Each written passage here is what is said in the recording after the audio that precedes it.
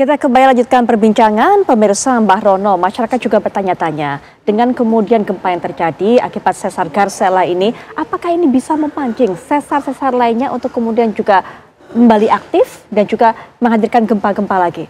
Sangat tergantung kepada sesar di sekitarnya.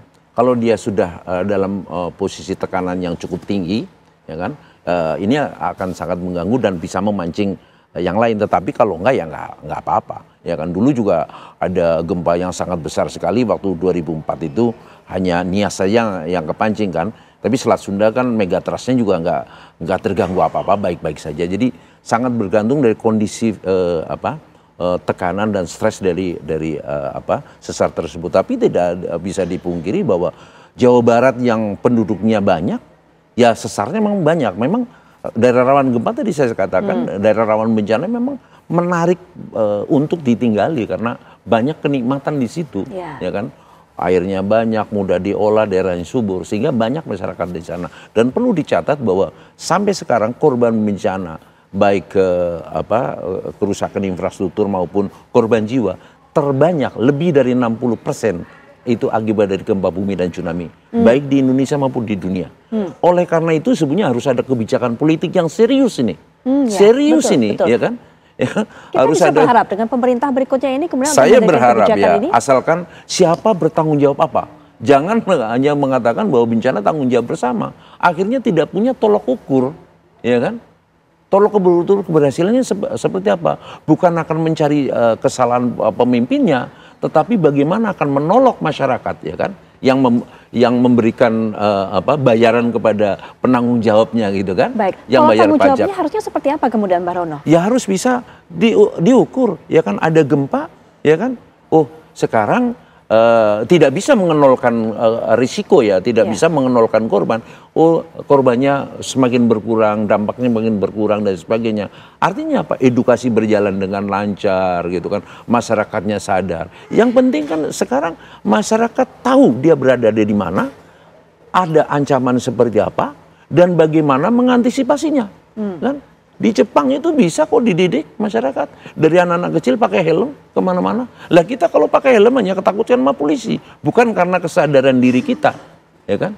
Kita nggak boleh menyalahkan, oh gempanya begini-begini. Enggak dong, kitanya seperti apa? Oh kitanya tamunya alam, kitalah yang harus mawas diri, kitalah yang harus menyesuaikan diri dengan alam. Bukan kita seenaknya memaksakan diri kita, kehendak kita kebendakan alam. Yang ada hanya bencana nantinya. Baik. Gitu loh. Ya kan? Baik, ya Ibu Ana, dengan hal seperti ini potensi gempa yang begitu besar terjadi, masyarakat Jawa Barat hidup berdampingan dengan potensi gempa dengan berbagai macam konsekuensinya. Apa yang dilakukan oleh pihak BPBD juga, Bu Ana? Baik, kami dari BPBD gitu tadi sama Mbah Rono sudah disampaikan ya, untuk anak-anak gitu ya, supaya lebih aware seperti yang di Jepang gitu ya.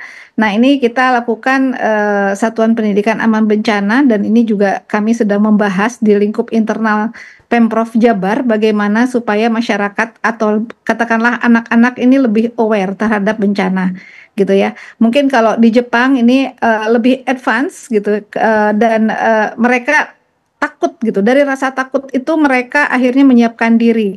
Nah, tidak seperti saat ini di kita gitu ya, kebanyakan adalah ketakutan, sehingga yang timbul adalah panik seperti itu. Nah, ini kami sedang berupaya seperti itu, dan tidak hanya mungkin dengan dinas dengan pendidikan, dunia pendidikan, tapi juga tadi kita dengan keluarga tangguh bencana, yaitu dengan keluarga, kemudian juga dengan rumah sakit gitu, dan kantor-kantor pemerintahan ini sedang kami upayakan seperti itu. Kemudian juga untuk kebijakan penataan ruang di Jawa Barat sendiri memang sudah harmonisasi dengan kajian risiko bencana, dan ini bertingkat gitu ya, baik di pemerintah kabupaten kota maupun provinsi. Seperti itu Mbak Putri. Ya, baik Pak Daryono juga, Pak Yono. Penutup juga, selain juga bagaimana upaya untuk bisa memberikan kesadarannya lebih tinggi kepada masyarakat, terutama masyarakat tinggal di Jawa Barat yang memang kita tahu tadi, bagaimana medan ataupun juga kondisi alam yang mereka tinggali, Pak Daryono. Ya, jadi ini sudah menjadi takdir ya, kita tinggal di batas lempeng tektonik, sehingga mau tidak mau, suka tidak suka, itu sebuah risiko yang harus kita hadapi. namun kita tetap akan bisa hidup aman, sejahtera jika kita melakukan upaya mitigasi konkret. Tidak lipstik, tidak formalistik, tetapi benar-benar konkret bahwa kita harus menyediakan bangunan tahan gempa, kemudian juga menata ruang pantai yang aman tsunami, kemudian juga dilakukan drill, kemudian juga bagaimana masyarakat kita bisa memasang rambu, kemudian membuat jalur evakuasi, berlatih, terus menjadikan mitigasi ini sebagai sebuah gaya hidup baru yang akhirnya kita benar-benar bisa mewujudkan mitigasi secara utuh, sehingga kita meskipun tinggal di daerah rawan gempa, kita bisa hidup tetap aman dan aman sejahtera. Demikian. Baik, terakhir juga penutup Marono, silakan. Ya, suatu kenyataan bahwa tatanan wilayah Republik Indonesia seperti uang logam, satu kesatuan punya sisi yang berbeda. Satu, memang kita negara yang kaya raya, sumber daya mineral, minyak dan gas bumi, dan lain subur. Tapi sisi lain ada ancaman negatif. Ya. Kita harus terima itu secara holistik. Tetapi kita harus pandai, bukan hanya mengambil sumber daya alam dan sebagainya, tapi kita harus pandai menyesuaikan diri dengan kondisi alamnya. Nenek moyang kita telah menciptakan bangunan-bangunan tahan gempa. Mari kita gali kepandaian nenek moyang kita, ya kan? Sambil dipermodern gitu. Jawa Barat udah punya, Karo sudah punya, ya kan?